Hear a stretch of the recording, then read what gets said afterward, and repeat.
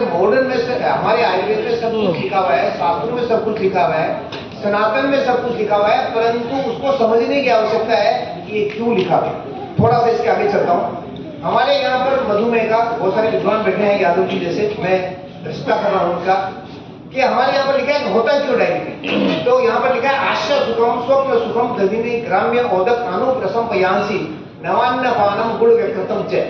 मैं इसको थोड़ा सा करके बताता हूँ कि आप मुंह का स्वाद, हास्य मतलब मुंह के स्वाद, मतलब मुंह के लालच से ये भी खा लूं वो भी खा लूं, आप लोग जो उसको खाने के बाद थोड़ा आधा एक घंटा तो सोना ही पड़ेगा, जो सोने का लालच नहीं त्याग पाता, जो दही और दही से बनी हुई चीजें खाता है, जो रस और रस से बनी हुई चीजें खाता है, दूध और दूध से बनी हुई चीजें खाता है, नवान्न पानम नया अन्न खाता है। बहुत सारे लोगों को पता ही नहीं है। हमारे पास जब भी गेहूं ज्वार बाजरा चावल आते हैं तो हम कह रहे हैं नया नया दे दो पहले।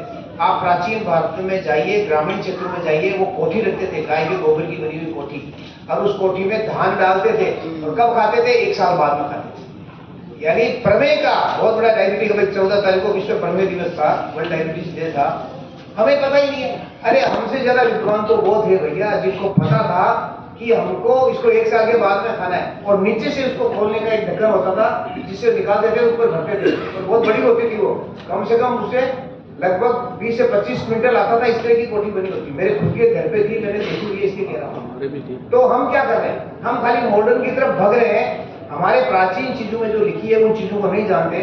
अब देखो एंटी डायबिटिक एक्टिविटीज, जैसा कि हमने कहा निमोनिया ऐसी बीमार, हमें पता है। अरे पहले के टाइम पर हम जब घर पे मसाला खाते थे, अमचूर नहीं खाते थे, हम क्या खाते थे? कपित खाते थे, कबीर के नाम से इसको जानते हैं। और ये खाओगे तो वैसे ही डायबिटीज आप हो जाओगे खाने से। जामुन लिखा ही है, जामुन के बारे में बहुत सारी रिसर्च होगी है, मैं रिसर्च के बारे में ज्यादा नहीं बोलूंगा।